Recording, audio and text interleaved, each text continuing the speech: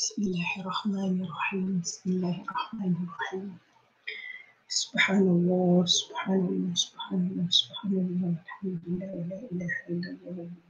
Subhanallah, alhamdulillah, la ilaha illallah.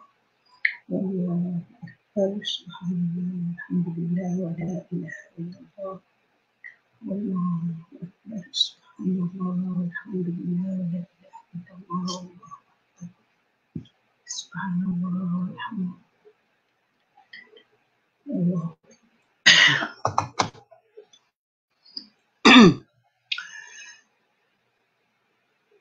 Bismillahirrahmanirrahim. Alhamdulillah nahmaduhu wa nasta'inuhu wa nastaghfiruh bihi wa natubu ilaihi min syururi anfusina wa min sayyiati a'malina man yahdihillahu fala mudilla lahu wa man yudlil fala hadiya lahu. Asyhadu an la ilaha illallah wa asyhadu anna Muhammadan abduhu wa rasuluh. Rabbi syrah li sadri wa yassir li amri wahlul 'uqdatam min lisani yafqahu qawli.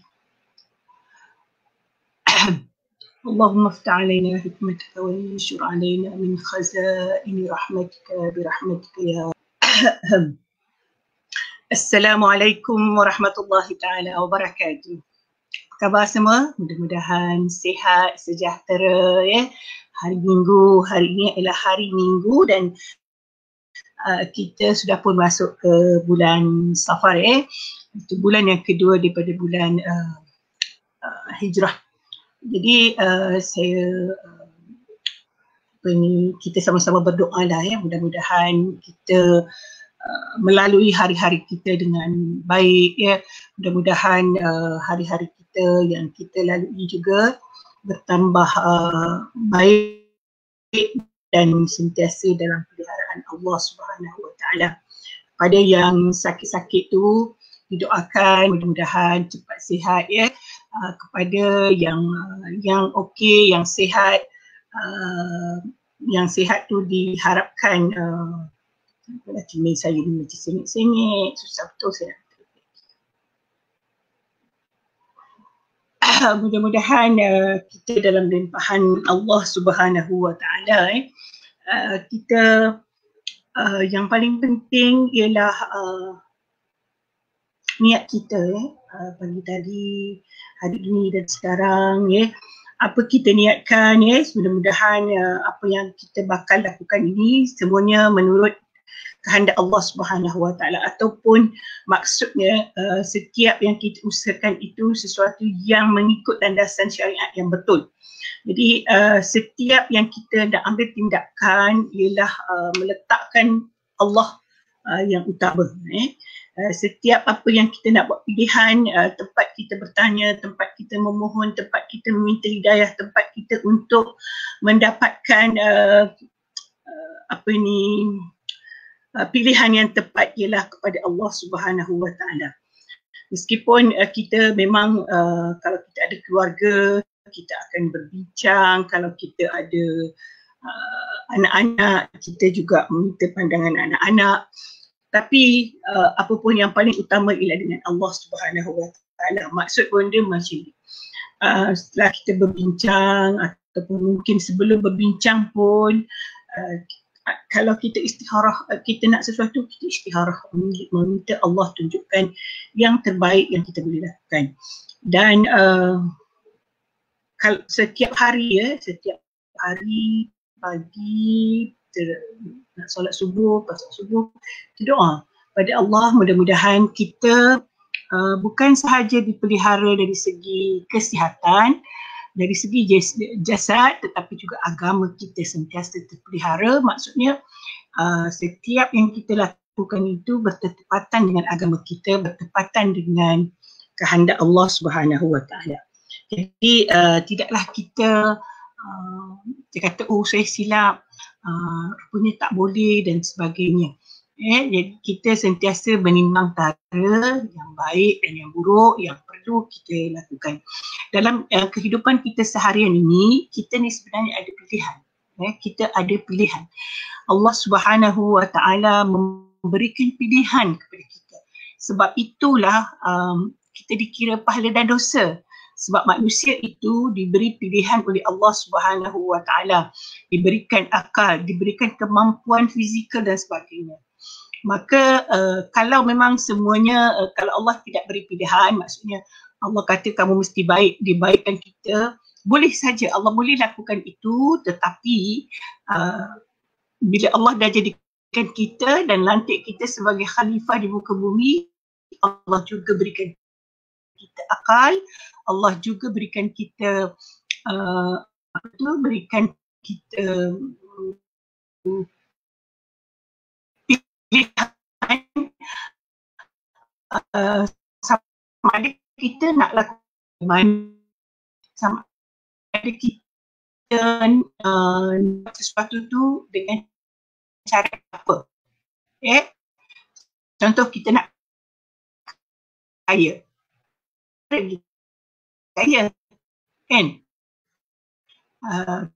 Kita boleh merompak, kita boleh mencuri, yang tak baik dulu, dulu berusaha dengan tenaga dan kita gunakan akal yang kita ada, kaedah, kalau kita nak berniaga, kita tanam atau daripada orang lain yang upah daripada orang lain. Dah mengambil upah daripada pihak swasta ataupun pihak kerajaan, itu namanya mengambil upah. Kita sebut makan gaji, kan? Sebenarnya kita mengambil upah dan ataupun kita nak kerja sendiri, itu pilihan. Dan macam mana sendiri, setiap pilihan itu Allah duduk kepada Allah lah. Apa yang pilihan kita itu, tidak mengapa, kalau tak boleh saya minta maaf dah. Okey. Okey. Kenapa pula ini yang keluar? Okey. Okey, Kamisa adalah seorang yang ikut tegar kepada tadabbur kita. Alhamdulillah, tabarakallah ta'ala, subhanallah, masya-Allah, kita bersama pada pagi ni. Saya lihat memang tak ramai hari ni. Adakah komen tak boleh masuk atau macam mana ni? Dia baru masuk okey. Okey, Assalamualaikum. Sorry, tadi mungkin ada sedikit masalah sebab hari ni pakai komputer lain. Sebab orang kata muka saya pucat, jadi saya tukar komputer, harap tak pucat ni. Anak saya komplain, saya tak tahu sebab itu komputer lama, laptop lama, ini pun lama juga, tapi tahulah, mungkin sama je. Yang penting kita dapat para sahabat sekalian faham apa yang kita bicarakan. Okey, sebenarnya kita nak sambung tadabbur kita hari ini. Pada hari pening komputer ni, pening nak tahu mana satu saya nak pegang. Okey, hari Khamis yang lepas kita baca ayat 22 mereka yang diharamkan untuk dikahwini, maksudnya mahram yang tak boleh nikah, tak halal nikah. Itu semua baik saya mendulang sikit, berkaitan dengan sama ada dengan keturunan, sama ada dengan melalui, maksudnya haramnya itu melalui keturunan ataupun melalui Waalaikumsalam Ermi. Nampaknya Allah nak suruh saya tengok semua dulu siapa dia. Sebab tangan saya asyik pergi dia. Lain tak clear Kamisa, memang macam tu kan. Oh ya. Kita Tuan Encik Ubaidillah terima kasih Encik Ubaidillah. Apa khabar? Dawiyah mana? Kadang-kadang kita ni suami isteri seorang jaga anak, seorang betul ni. Waalaikumsalam Mazia, mudah-mudahan sihat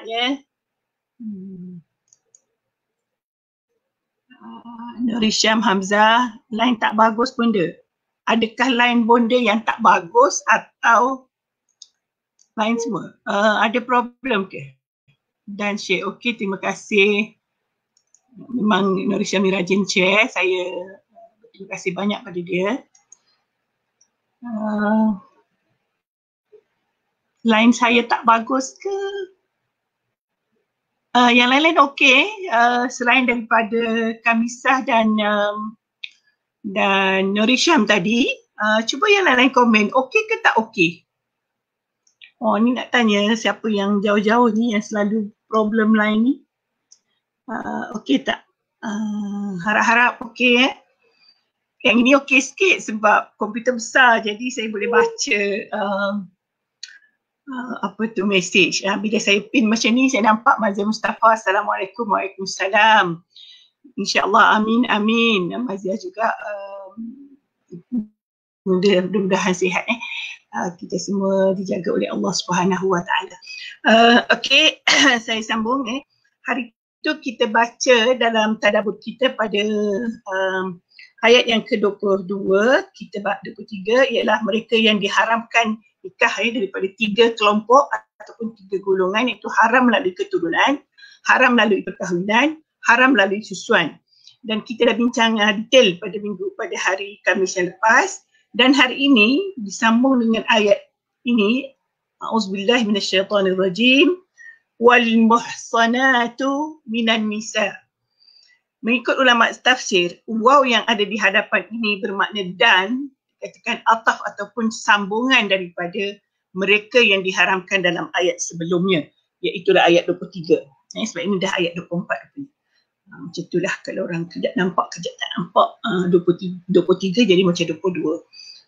Sikit-sikit je kan dia punya gigi tu tak nampak. Jadi hari ni kita baca yang diharamkan juga ialah wal muhsanatu minan nisa'i, dan wanita-wanita yang muhsan. Muhsan dan muhsan, siapakah muhsanat itu? Kalimah muhsan daripada kalimah hasan, hisan. Dia kata hisan itu asal maknanya ialah yang kamu ambil, kamu bergembira, berseronok, berhibur dengan dia. Wanita yang telah ada tempat berhiburnya, wanita yang telah ada tempat tinggalnya. Jadi tempat, maksudnya dia ada suami, bukan tempat tinggal. Dia ada suami yang menggunakan. Dia adalah milik kepada suaminya, maksudnya. Dia telah berkahwin dan dia telah ada suami. So, tak boleh diharamkan seorang lelaki berkahwin dengan wanita yang telah berkahwin. Dan kita tahu dari segi hukum fiqah, walaupun dia telah suaminya telah meninggal ataupun telah diceraikan, dia ada tempoh masa tidak boleh dikahwini. Dia disebut dalam hukum ialah dalam iddah, dalam iddah. Iddah ini kadang-kadang kita tahu iddah itu perkara yang diharamkan dalam iddah, itu ini. Iddah ini juga adalah satu tempoh masa seseorang wanita itu tidak berkahwin lain. Dikatakan, bukan dikatakan, maksudnya dalam hukum fiqh ada menyebutkan cara-cara ataupun pengiraannya bagaimana. Contohnya dikatakan bahawa dia mesti dah haid 3 kali haid dan 3 kali bersih. Kemudian ada yang menggunakan bulan, 4 bulan 10 hari kalau dia wanita yang tidak haid. Kalau dia hamil, iddahnya sampai dia bersalin, sampai dia melahirkan. Sesuatu yang perlu kita faham sebenarnya daripada iddah ini pun sudah kita tahu bahawa Allah Subhanahu Wa Taala menentukan kehidupan kita di dunia ini tidak boleh berkahwin, wanita tidak boleh berkahwin lebih daripada satu, ataupun suami itu apa saya nak cakap tadi, tak tahu, cermin saya ni sengit-bengit, kenapa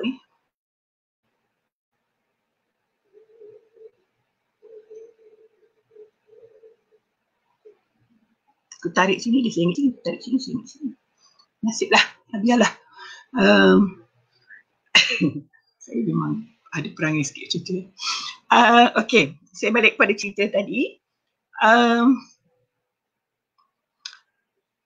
Kenapa wanita itu tidak boleh dikahwini ketika dia masih sebagai isteri ataupun dalam iddah? Allah Subhanahu Wa Taala mengaturkan hidup kita, tidak mahu mencampur adukkan keturunan ataupun keturunan itu tidak tentu dia anak siapa. Dia sebab itu para ulama menyebutkan bahawa iddah itu tujuannya antaranya kita menunggu rahim wanita itu bersih, maksudnya daripada benih lelaki lain sehingga dia berkahwin lain. Itu tidak boleh berkahwin lebih daripada satu ataupun tidak habis iddah ni nak kahwin lagi, tidak boleh. Mesti menunggu habis iddahnya. Kemudian satu lagi selain daripada banyak sebenarnya antara hikmahnya, macam boleh sebutlah, kita sebenarnya bila Allah sebutkan hukum, tak perlu kita nak bercerita apa hukum, apa hikmahnya, kerana itu adalah perintah Allah Subhanahu Wa Taala. Jadi kita perlu tahu bahawa maksudnya kita tak perlu tahu ada hikmah atau tak ada hikmah. Tetapi andai kata kita nak mengkaji hikmahnya boleh, sebab semua apa yang Allah jadikan itu adalah yang terbaik sebenarnya untuk kita. Adalah sesuatu yang memang sangat tepat untuk kita ikuti. Kalau tadi saya sebutkan dia menjaga keturunan.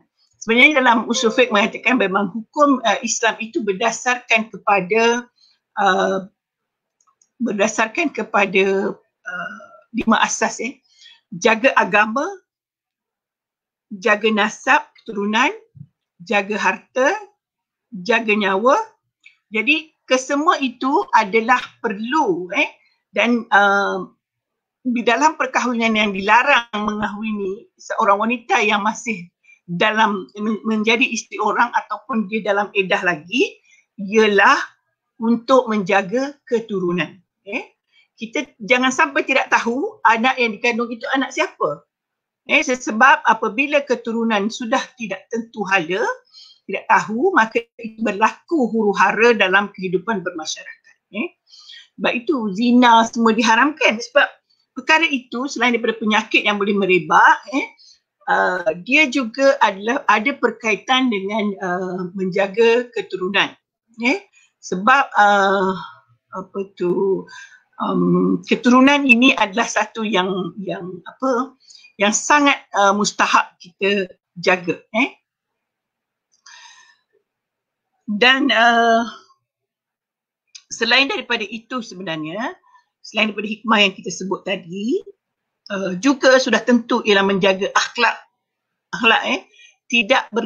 tidak menimbulkan kehuru-haraan, bergaduh di antara satu sama lain kerana perebutan isteri.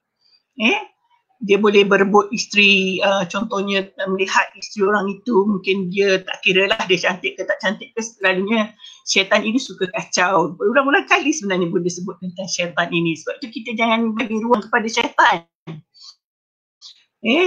Kadang-kadang isteri rumah tu jauh lebih cantik, jauh lebih baik, lebih lemah lembut, lebih pandai melayan, tetapi syaitan itu kata isteri si Polan itu baik, isteri si Polan itu lebih cantik. Terutamanya kita ni kerana kita dalam suasana sekarang ni, kita banyak bergaul dengan orang, dan dalam pergaulan itu kadang-kadang kita tidak sengaja ataupun sesuatu yang tidak dirancang, sehingga ialah orang kata kita jumpa tiap hari, kita rasa ada orang caring dengan kita pun rasa oh baiknya kan, syaitan pun masuk sikit-sikit, you rasa dia ni lebih baik daripada isteri you di rumah dan sebagainya, maka timbullah perkara ini. Sebab itu Allah tu maha mengetahui, maka diturunkan hukum begitu.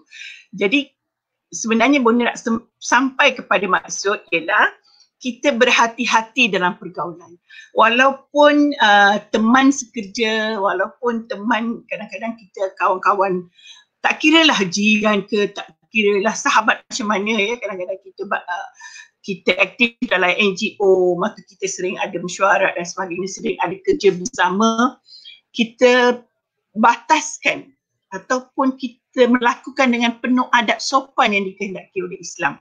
Dalam hubungan perempuan perempuan laki-laki ini, ulang sekali lagi, dah berasa dengan Pak Siri pun dah sebut, sebab perkara ini memang satu perkara yang banyak berlaku ya, kalau kita baca dalam cerita-cerita itu banyak berlaku dalam kehidupan kita, tak kira tahap mana pun daripada serendah-rendah taraf sampai dah ke umur pun begitu juga kadang-kadang contoh saya nak beri, kenapa kita dengar ada orang berbunuh di rumah kongsi pekerja daripada negara jiran. Berebut isteri, bukan berebut isteri, maksudnya mungkin ada seorang ganggu isteri dia, dia sanggup membunuh. Cemburu tu boleh sanggup berbunuh. Maka itu adalah asalnya dia rasa benda tu tak ada apa. Tetapi pergaulan yang berlaku setiap hari, maka dia akan membawa kepada perkara yang tidak baik. Dan kita perlu sangat berhati-hati dalam sekarang ini yang media sosial terlalu terlalu mendedahkan kita kepada perkara-perkara fitnah ini. Kalau kita nak berWhatsApp, kita nak apa saja lakukan dengan penuh kesopanan. Penuh kesopanan, kata-kata yang kedua tidak membawa perkara-perkara yang boleh menjentik rasa yang tidak bagus. Jadi sebab jangan sampai timbul fitnah sehingga ada suami berkenan dengan isteri orang dan isteri tadi meminta cerai daripada suami. Ini perkara yang sangat-sangat tidak wajar. Walaupun dia sebenarnya sah dia berkahwin setelah dia bercerai dengan suami ini habis iddah. Tetapi kalau perceraian itu berpunca kerana lelaki lain mahu berkahwin dengannya, ini adalah satu perkara yang sangat tidak wajar. Sangat tidak wajar. Jadi perlu dijaga. Sebenarnya perkahwinan itu, kalau kita rasa pasangan kita kurang, pasangan orang lain bagus, itu adalah gangguan sahaja. Satu kekeliruan, bukan kebenaran. Satu kekeliruan saja, bukan kebenaran. Ingatlah, kalau kita rasa yang ada ini tidak bagus, akan sama sahaja bila kita dapat yang lain. Akan berlaku juga perasaan itu. Kerana kita adalah manusia. Jadi kita terima pasangan kita seadanya dengan rasa tanggungjawab dan terus memperbaiki diri. Bukan kita memperbaiki pasangan kita sahaja, tapi kita perbaiki diri kita kerana mungkin rasa tidak senang dengan pasangan itu berpunca daripada kita sendiri yang tidak tahu memperbaiki diri kita. Jangan sentiasa menyalahkan pasangan. Bunda ni ada pengalaman banyak orang mengadu-mengadu dulu-dululah masa muda-muda. Kadang-kadang Bunda fikir macam ni, apa yang dia adu tu normal. Normal, semua orang ada, tapi kenapa dia tak boleh terima? Kadang dia kata suami dia gini-gini, saya fikir itu biasa je. Tapi oleh kerana dia mengadu, jadi saya pun yang mengadu dia bukan suami, jadi saya nasihatkan dia, bukan nasihatkan suami. Kalau dia kata suami dia selalu balik malam minum kopi kedai kopi, saya kata janganlah kamu minum kopi. Tak, sebab yang mengadu ialah isterinya. So how? Bagaimana supaya suami dia tidak pergi minum kopi di kedai? Saya tak akan kata suami you salah kerana yang mengadu ialah isteri. Jadi tolonglah yang mengadu tu kita nasihatkan yang mengadu, bukan menasihatkan, bukan mengaku yang diadu. Begitulah. Jadi mungkin kadang-kadang ini perlu diingatkan pada diri sendiri, kita orang perempuan, kita orang lelaki, jangan memuji pasangan, memuji orang lain di hadapan pasangan kita. Memuji orang lain tu maksudnya kita puji suami selalu baiknya lah, jaga isteri dia gini. Dia gini sini. Tak usah kerana mungkin timbul prasangka yang tidak senang di hati pasangan kita. Lelaki juga begitu, jangan kata cantiknya isteri selalu jalan gini. Terluka hati isteri. Terluka hati isteri. Dan menyebabkan kadang-kadang dia bukan memperbaiki diri bila ditegur begitu. Dia makin menjauh dan syaitan pun masuklah. Sebab kamu kan suka simpulan kan, puji dia, maka Allah sentiasa meletak syaitan itu meletakkan ingatan yang kuat kepada perempuan tadi. Maka timbul perkara yang dilarang ni, kita kena jaga supaya larangan itu tidak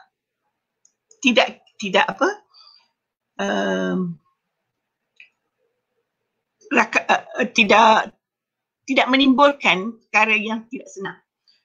Berulang kali juga Bonda sebutkan, sebenarnya kita selalu lihat kita di dalam hati kita ni selalu ada lintasan hati. Kita tengok oh handsome-nya. Itu tak apa, kerana kali pertama memang satu lintasan hati yang tidak dapat kita lawan, tetapi yang kita boleh lawan ialah seterusnya. Jangan kita kata, dia ni tinggi, jalan gini, tak. Bila kita rasa kita nampak handsome, kita terus pandang lain, terus ingat lain. Baiknya ingat suami kita lah, kan? Ataupun kalau suami, kalau tengok perempuan lain bagus, cantik, so jangan teruskan bayangan ataupun imajinasi yang wanita itu lebih baik daripada isteri. Tetapi kita bayangkan isteri kita, kehebatan dia di mana. Kita cari baik dia di mana, mesti ada baik dia. Mesti ada istimewanya isteri kita daripada isteri orang lain. Dan mungkin kalau suami si Polan yang suka tengok itu, juga apabila dia tengok isteri you, dia pun fikir macam tu juga. Beruntungnya si Ahmad ni dapat si Minah ni. Pandai masak, pandai ni, pandai bergaul, pandai macam-macam. Dia tak tengok muka. Mungkin yang Ahmad pula ni tengok muka. Jadi penilaian orang berbeza-beza. Jadi please, jangan dibina emosi, perasaan kepada wanita yang bukan milik kita. Terutamanya kalau isteri orang. Kalau dia bukan isteri orang, anda mungkin boleh pinang kahwin betul dengan cara yang baik. Tapi kalau isteri orang, maka itu adalah perkara yang haram. Perkara yang haram. Dan saya nak sebutkan, memang tidak sah nikah selagi dia isteri orang atau masih dalam iddah. Tetapi mungkin anda fikir, tak apa, kalau dia cerai saya boleh ambil. Tak. Memang boleh. Dari segi hukum boleh. Tetapi dari segi impaknya bagaimana? Merosakkan rumah tangga orang. Mungkin dia ada anak, anda juga ada anak, anda juga ada isteri dan sebagainya. Kalau orang bujang pun, Masya Allah, Subhanallah, Tabarakallah, ramai lagi wanita lain yang tak ada suami. Tengok yang tak ada suami, pinang yang tak ada suami. Sebenarnya saya nak cakap juga pada perempuan pun macam tu. Kalau boleh tengok yang tak ada isteri, jangan pandang yang ada tanggungjawab. Bukan saya nak menolak poligami yang telah diizin oleh Allah Subhanahu Wa Taala. Tetapi kalau maksudnya tidak ada sebab lelaki itu untuk berkahwin lain, hanya untuk menyusahkan sahaja, lebih baik kita mencari untuk kebaikan, kan? Mencari yang boleh memberikan kebahagiaan tanpa mengganggu kebahagiaan orang lain, tanpa menyusahkan anak-anak biar kerana bapanya berkahwin lain, atau tanpa menyusahkan lelaki itu sendiri untuk berlaku adil kepada isteri yang lebih daripada satu. Jadi sebenarnya macam benda selalu buatlah hari ni sebenarnya Allah ni ayat Al-Quran ni menceritakan tentang wanita yang telah berkahwin itu haram dinikahi. Tapi saya ambil kesempatan untuk menguraikan beberapa perkara yang mungkin berkaitan. Saya nak sebut tadi bahawa apa yang berlaku dalam suasana sekarang ini sehingga ada orang berkenan dengan isteri orang, sehingga berlaku perkara-perkara yang dilarang oleh Allah Subhanahu Wa Taala.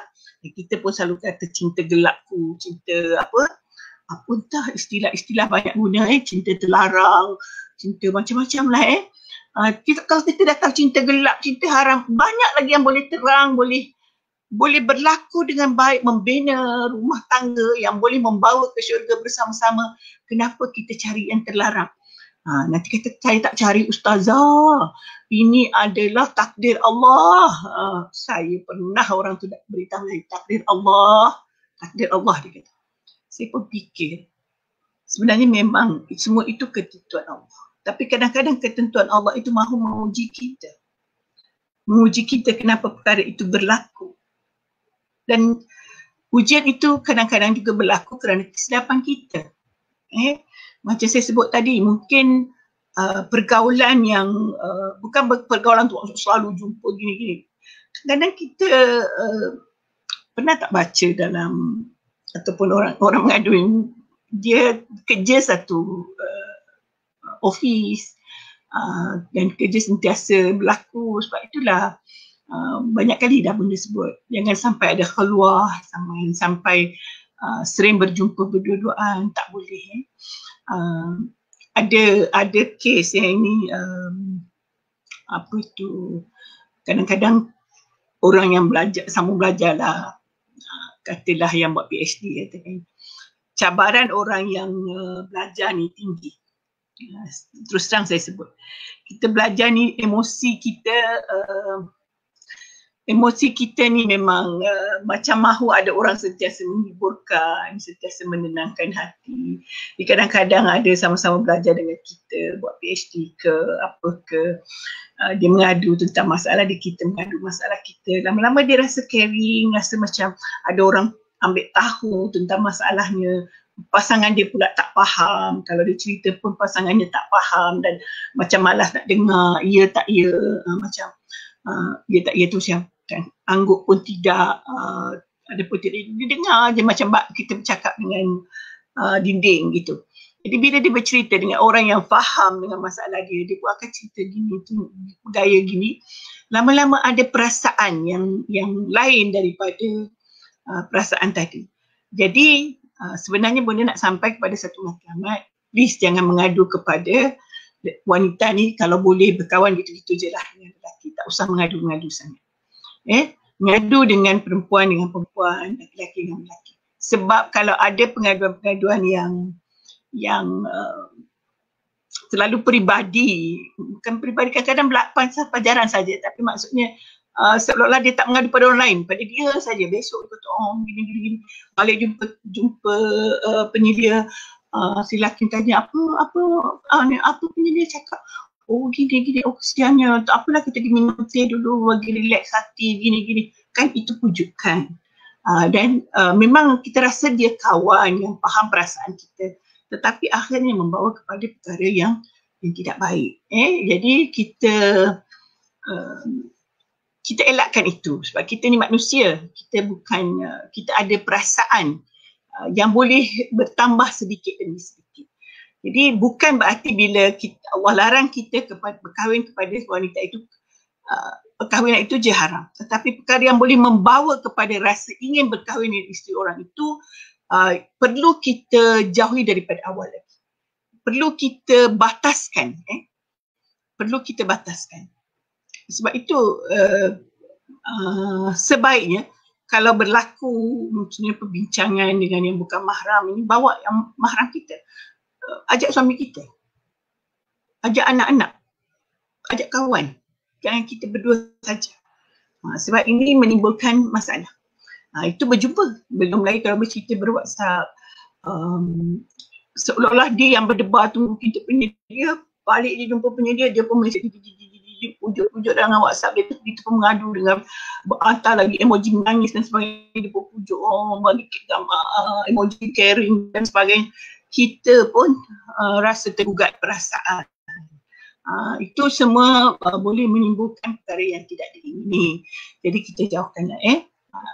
Sudahlah cerita ni, sudah sebenarnya apa yang saya sebut ini harap kita semua kita jauhi supaya kita jangan sampai kita boleh terganggu. Jadi tadi terganggu pertama, ganggu mungkin perasaan pasangan kita juga terganggu. Sebab kita lebih banyak mengadu kepada orang lain daripada pasangan kita. Sebenarnya saya nak beritahu, kadang-kadang kita rasa pasangan kita memang dia bukan jenis jenis nak lahirkan perasaan ambil beratnya kepada kita. Tetapi sebagai satu pasangan, utamanya perempuan, jangan nilai kata-kata saja, nilai juga perbuatan. Itu yang utama. Contoh, kalau anda seorang sedang belajar, anda sambung PhD contohnya, suami jaga anak-anak ketika you pergi belajar, itu satu pengorbanan besar. Pengorbanan besar, itu caring lah tu, itu sayang lah tu. Tak perlu tunggu dia, ya Allah siannya kamu buat ni, buat, tak perlu. Dia dah buat. Dia dah. Dan sebab tu benda pun ada selalu tulis dalam Facebook, bukan nak puji suami tapi memang nak tunggu dia cakap bagus kamu buat ni, tahniah, tak ada. Dia tak akan kata tahniah lah, you buat live gini-gini hari ni, gini-gini, saya suka awak cakap. Tak. Tetapi tindak tanduk dia yang kita tengok, adakah dia sokong kita buat cara dia menyokong, tak kata saya sokonglah awak, tak. Mungkin dia sediakan kita kemudahan. Contohnya dulu saya selalu nampak hitam gelap, tak adalah belikan lampu, bila gini belikan ini, beri ini, sekali-sekala saja. Tapi kita tahu bahawa itu adalah satu keizinan dan satu sokongan. No, kalau orang lain, contohnya ada, kita rasa orang tu caring sangat kita, ada dia sampai rumah dia jaga kita. Tak ada kan? Jadi kita ni cari kebaikan orang yang kita sayang dalam keluarga kita, bukan cari keburukan dia. Kalau kita nak cari keburukan, banyak keburukan, siapa-siapa pun boleh jumpa. Orang yang kita sayang puja-puja kat luar tu pun banyak keburukan kalau kita nak tengok keburukan ni. Tapi yang kita nampak kebaikan ni saja kerana ada campuran ada campuran syaitan. Kalau pasangan kita, dia ada kebaikan, kita ni tengok keburukannya. Tengok kebaikannya, insya-Allah dia ada kebaikan yang jauh lebih baik daripada orang lain. Ramai dah saya dengar wanita mengadu suami dia memang tak cakap. Itu biasa, normal. Dia tak akan cakap, tetapi tindak tanduk dia menunjukkan dia sayang dan dia sokong dengan apa yang anda buat. Kalau anda contohnya lah kan, anda suka berkebun, suka duduk kat laman-laman, bersihkan laman. Dia tak ada kata, cantiknya bunga awak tanam gini. Dia tolong siram, dia tolong pergi cari benih bunga. Itu satu sokongan, satu yang patut kita hargai. Dan kita taklah kata, oh baiknya suami si Anu kan duduk sama-sama. Dah dia tak suka berkebun, macam mana dia nak sama-sama dengan kita? Kalau memang kebetulan, kadang-kadang kita ni pasangan yang sama minat dengan suami kita, so kita sama-sama buat. Kalau datang perasaan itu dalam hati, kita pun kata, kan kita kenal pasangan kita, suami saya suka yang ni, saya pula tak suka. Kalau saya boleh buat sama-sama dengan dia, saya pun boleh juga. Saya suka menulis, takkan nak paksa suami saya menulis juga. Ada, kita pun tengok ada pasangan yang menulis sama-sama, kita pun rasa seronoknya. Dia menulis sama-sama, suami isteri, sokong menyokong. Bukan satu perkara saja yang kita boleh sokong menyokong, banyak benda lain.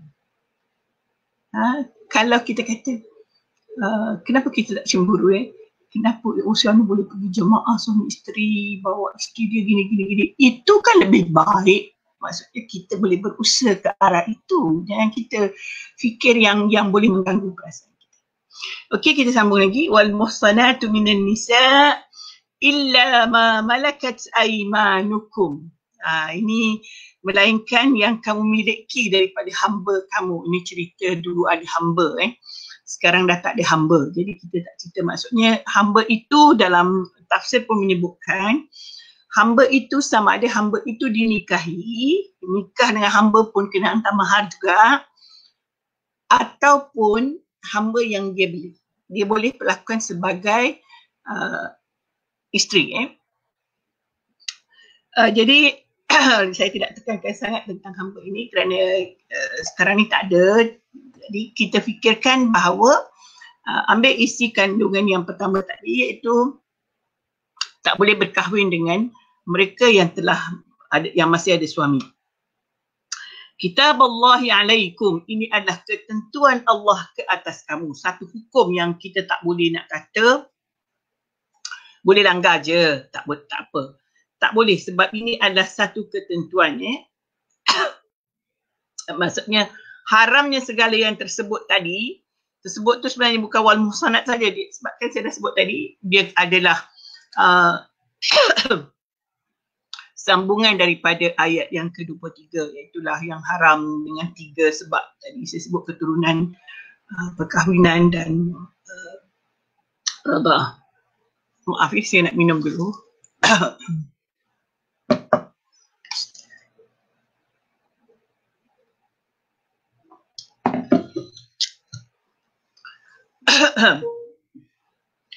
Kemudian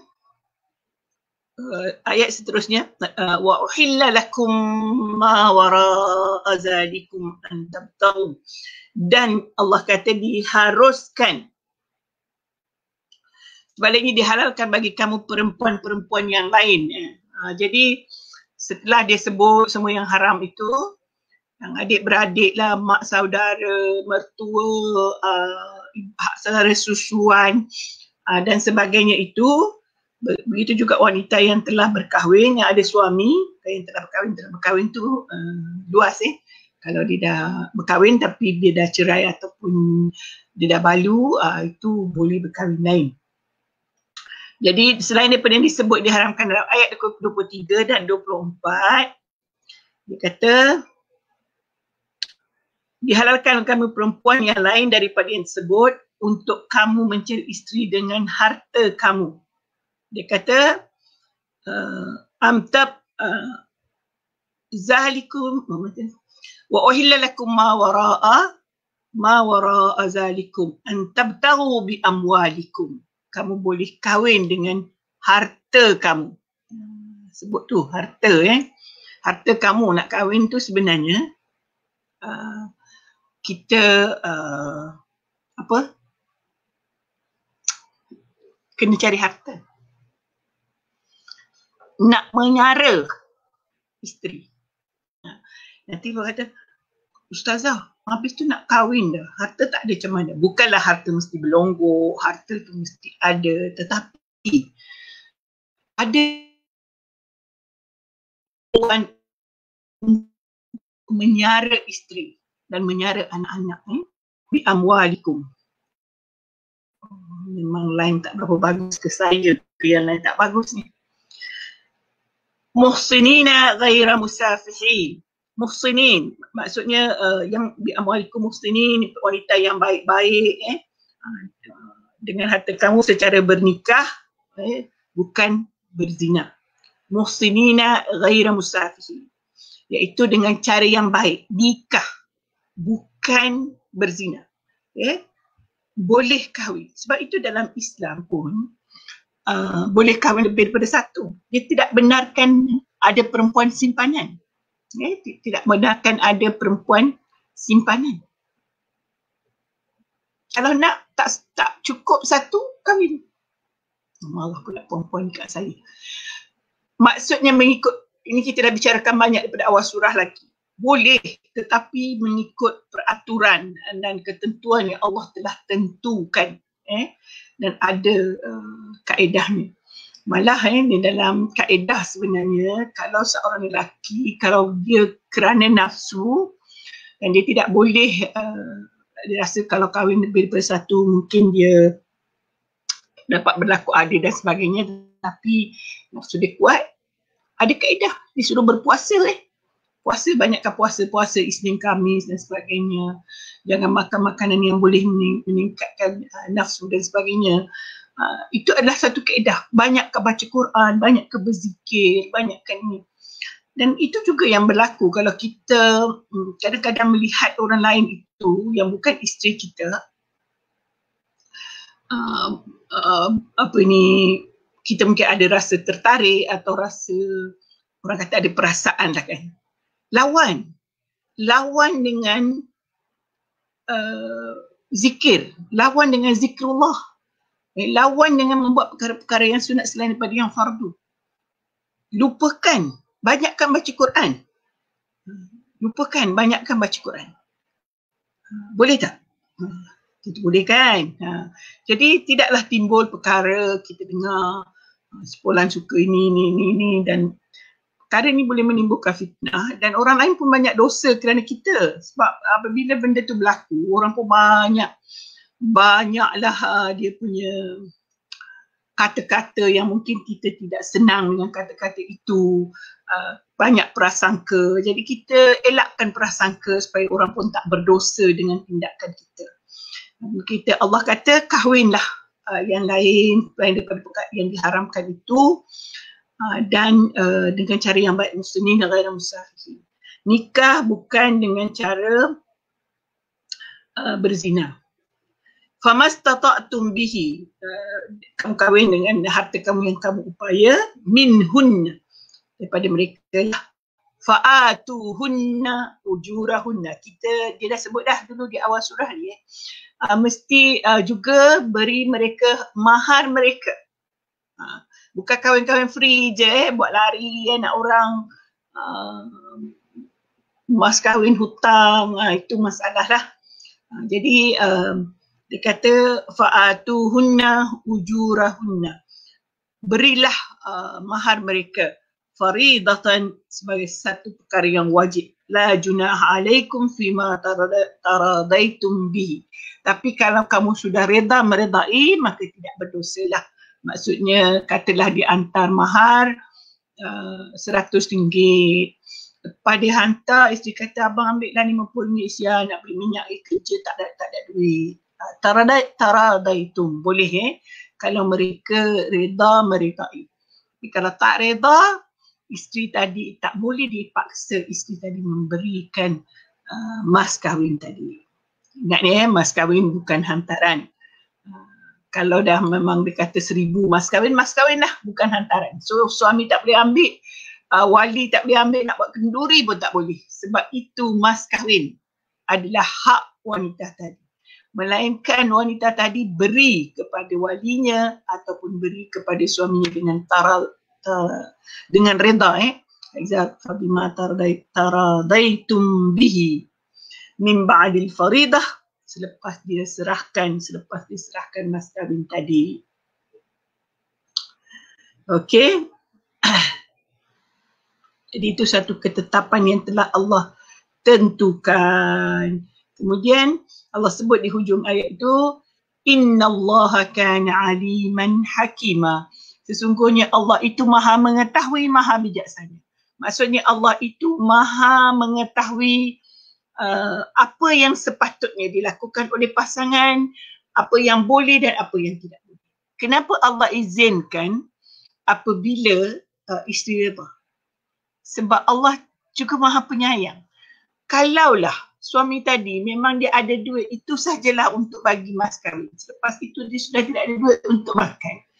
Dan isteri tadi reda, takkan nak kata suami pun tak boleh ambil juga walaupun isteri tadi reda. Ini boleh. Terutamanya pada pasangan, saya tak maulah sebut pasangan yang tua-tua ni banyak duit kot lah. Pasangan muda ni baru memulakan kehidupan, kadang-kadang memang banyak yang ada masalah kewangan. Sebab itulah jangan fikir sangat untuk majlis yang hebat-hebat. Buat majlis sederhana saja. Bagus PKP ni. Buat majlis tak boleh jemput ramai orang, tak boleh datang ramai orang, buat je lah. Setakat macam kita panggil 100-200 orang. Tak perlu lah nak cari, buat je lah di rumah. Macam kita panggil kalau majlis tahlil dan sebagainya, untuk mengiklankan pernikahan sesuai dengan kemampuan kita. Kita kalau buat kenduri besar-besar, lepas itu kita baru nak bina rumah, bukan nak bina maksudnya mungkin kita sewa rumah, kita nak beli peralatan-peralatan dan sebagainya, kita nak beli makan pun tak cukup, maka itu boleh merosakkan ataupun menyusahkan. Dan Allah Subhanahu Wa Taala sebutkan boleh kalau nak ambil mas kahwin yang diberikan. Tapi kita pun dah baca hari tu, dah sebut Rasulullah sendiri mengingatkan sebaik-baik mahar ialah yang mudah. Saya dah sebut juga yang mudah itu bagaimana. Kalau orang tu kaya, mudah dia lain. Kalau orang tu susah, mudah dia lain. Ada orang 3,000 mudah, ada orang RM3 pun susah. Jadi yang mengikut kemampuan. Kemampuan. Tak semestinya mahar tinggi itu bukan main senang lagi hidup. Mahar tinggi pun belum tentu menentukan bahagianya perkahwinan. Kemudian ayat yang ke-25, 25 dah kita tengok jam dulu, kan saya minit je lagi. Banyak saya bercerita tadi. Ayat seterusnya ni kita baca sikit je, mungkin kita baca sebahagian dan kita akan sambung lain masa.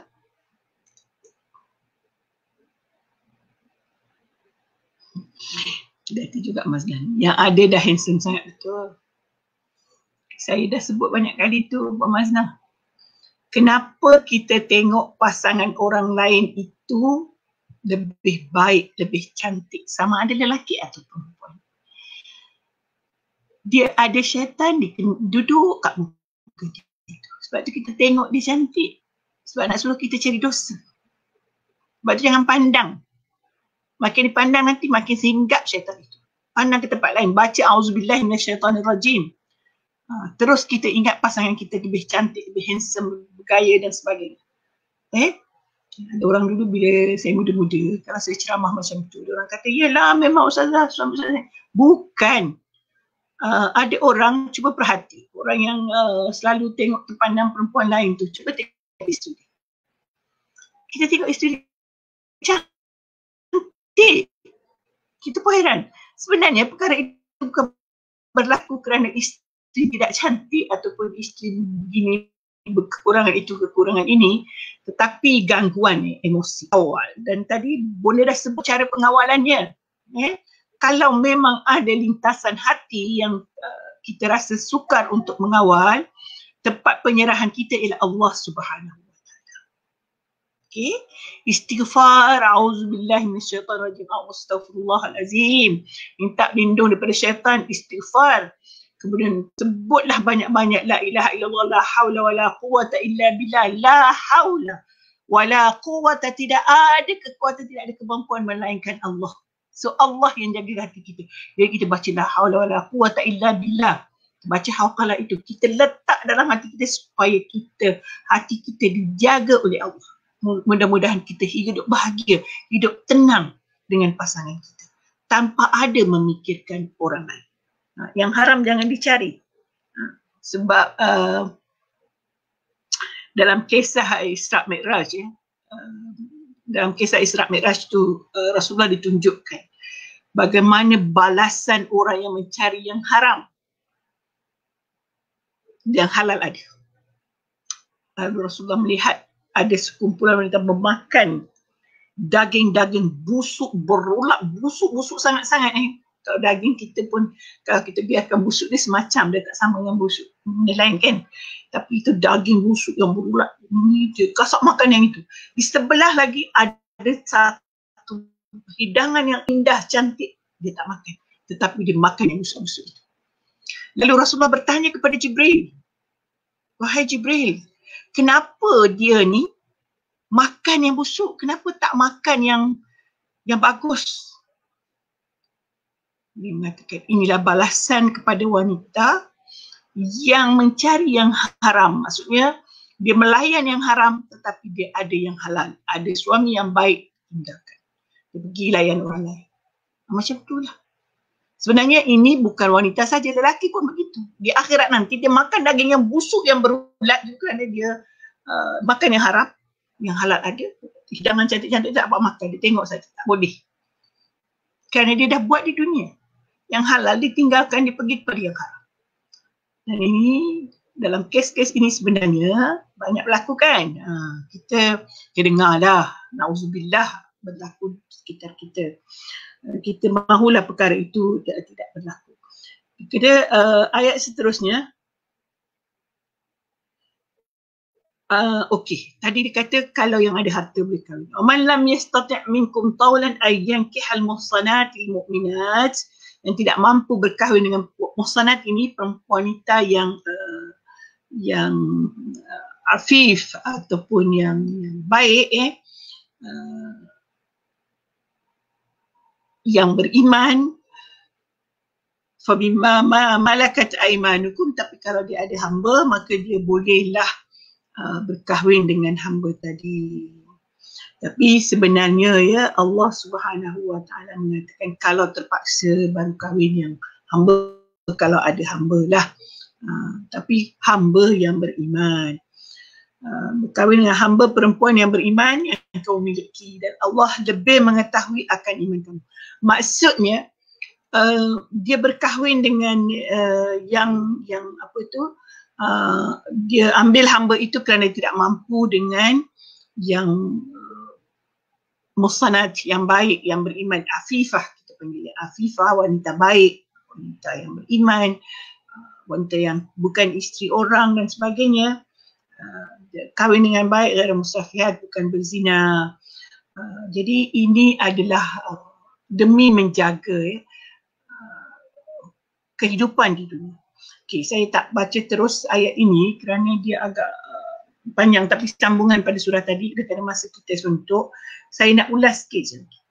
Sebenarnya perkahwinan dalam Islam ni, kenapa Allah Subhanahu Wa Taala sebut panjang sangat secara detail dalam surah ini? Okay. Sebenarnya perkahwinan itu adalah satu perkara yang besar dalam kehidupan kita seharian. Dan kita perlu akur dan ikuti peraturan yang telah Allah tentukan. Yang kita boleh kahwini dan tidak boleh kahwini.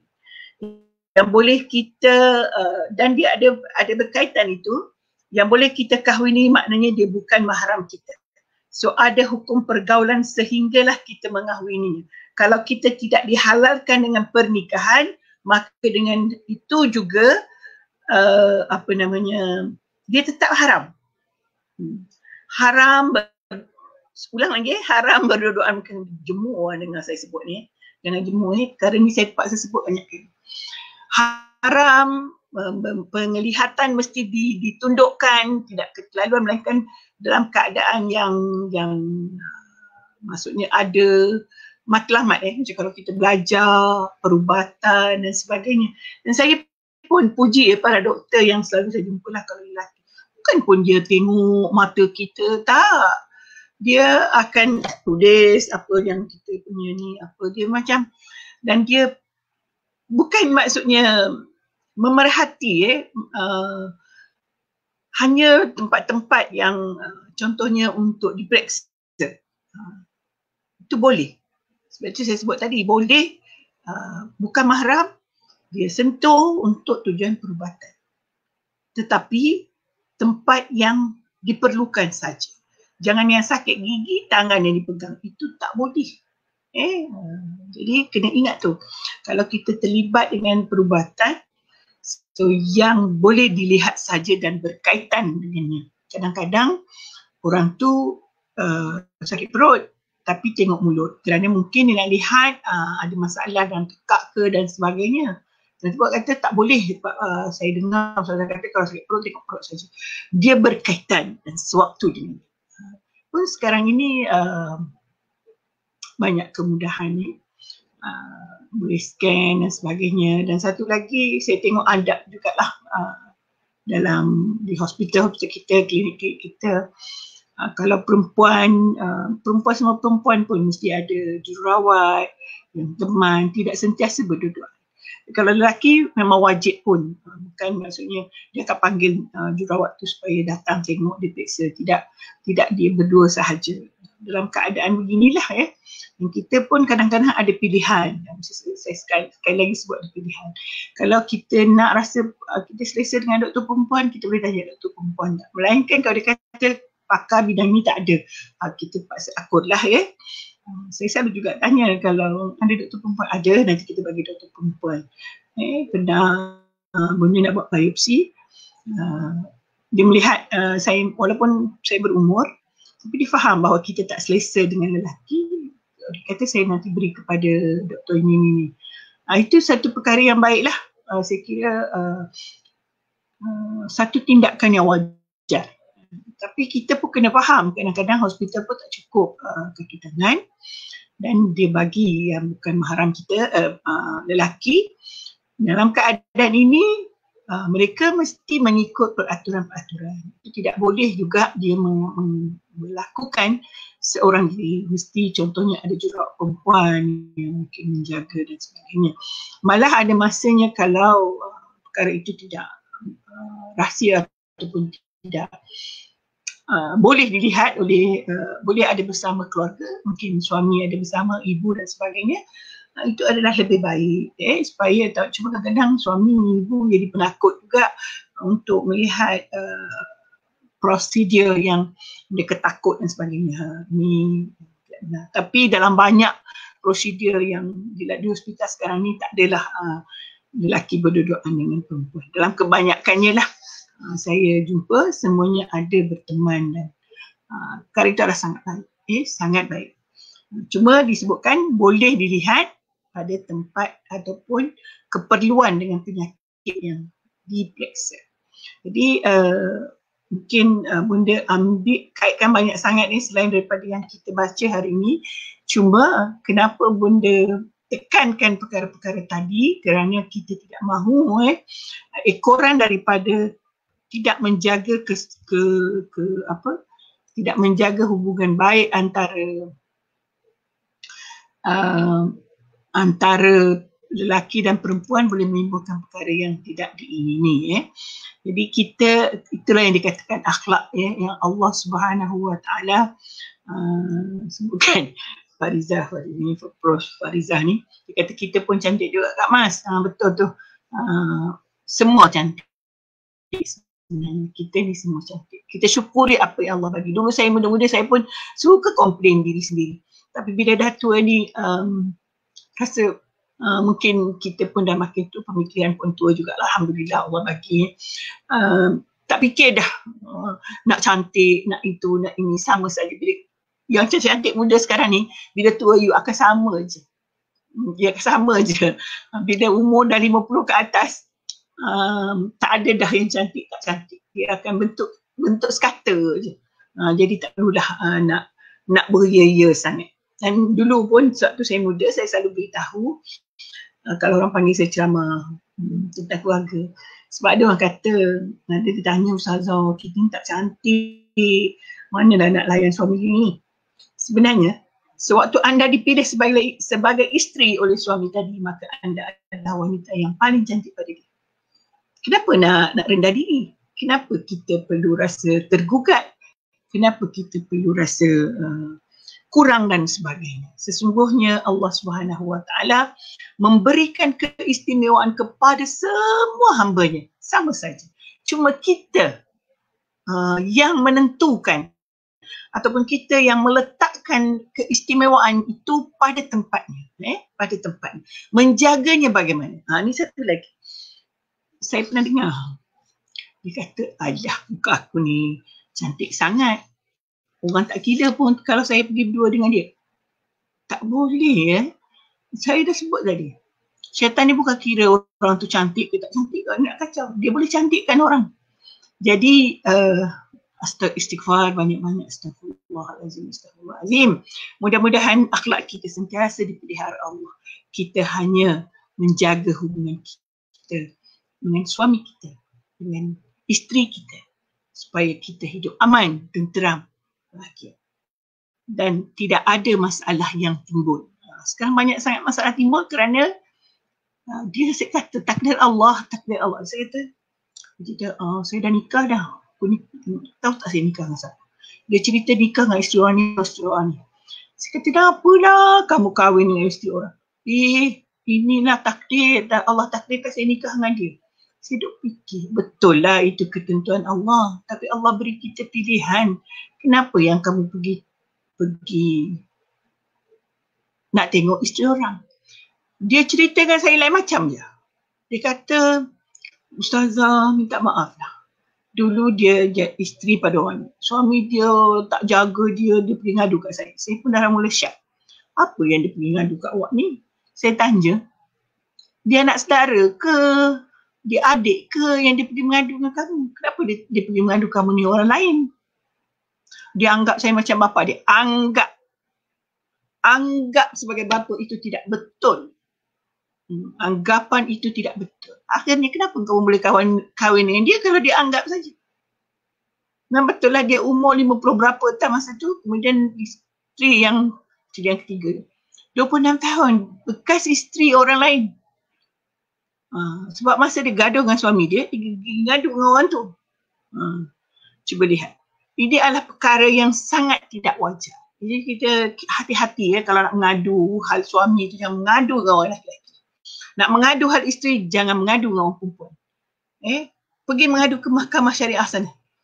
Di situ ada peraturan-peraturan, kaedah-kaedah tertentu. Tak mengadu dengan perempuan, ngadu dengan mak, ngadu dengan adik, ngadu dengan akak, ngadu kepada Allah. Saya ulang sekali lagi, ngadu kepada Allah. InsyaAllah Allah tunjukkan yang baik-baik. sembahyang hajat, istiharah dan sebagainya. Okey, itu saja. Mungkin hari ini saya rasa banyak celoteh saya, tetapi saya haraplah meskipun hanya celoteh, tetapi dia adalah perkara yang berlaku dalam kehidupan kita seharian yang boleh merosakkan hubungan suami isteri. Dan bila Allah kata perkara itu dilarang, maka larangan itu adalah hikmah yang tersirat padanya yang mungkin kita tidak tahu. Kita bicara hikmah yang kita nampak saja. Tetapi hikmah yang lebih mendalam hanya Allah yang tahu. Dan Allah itu maha pemurah, maha penyayang, maha pengasih. Mesti Allah itu mahu kebaikan hamba-Nya, sebab itu diberikan hukum yang begitu. Maka itulah saja, kita berdoa kepada Allah, mudah-mudahan kehidupan kita dengan keluarga baik, aman, damai. Hati kita senti Allah, peliharalah hati-hati kami. Jauhilah kami daripada perkara-perkara yang Engkau larang, ya Allah. Jauhilah kami daripada melihat perkara yang Engkau larang, ya Allah. Jagalah hati kami supaya sentiasa berkasih sayang antara pasangan kami, ya Allah. Jadikanlah keluarga kami aman dan damai. Jadikanlah kami hidup melalui apa yang Kau benarkan, ya Allah. Ampunilah segala dosa-dosa kami yang telah lalu. Mungkin kami ada terpandang, tertidak sengaja perkara-perkara yang Engkau larang, ya Allah. Ampunilah, jadikanlah kami hamba yang sentiasa taat kepada-Mu. Dan kita baca doa selamat. Bismillahirrahmanirrahim. Allahumma inna nas'aluka salamatan fid din وعافية في الجسد وزيادة في العلم وبركة في الرزق وتوبة قبل الموت ومغفرة بعد الموت ورحمة عند الموت ومغفرة بعد الموت. اللهم هون علينا في سكرات الموت والنجاة من النار والعفو عند الحساب. ربنا لا تزغ قلوبنا بعد إذ هديتنا وهب لنا من لدنك رحمة إنك أنت الوهاب. ربنا آتنا في الدنيا حسنة وفي الآخرة حسنة وقنا عذاب النار. بسم الله الرحمن الرحيم. والعصر إن الإنسان في خسر إلا الذين آمنوا وعملوا الصالحات. Sekian wabillahi taufiq wal hidayah. Assalamualaikum warahmatullahi taala wabarakatuh.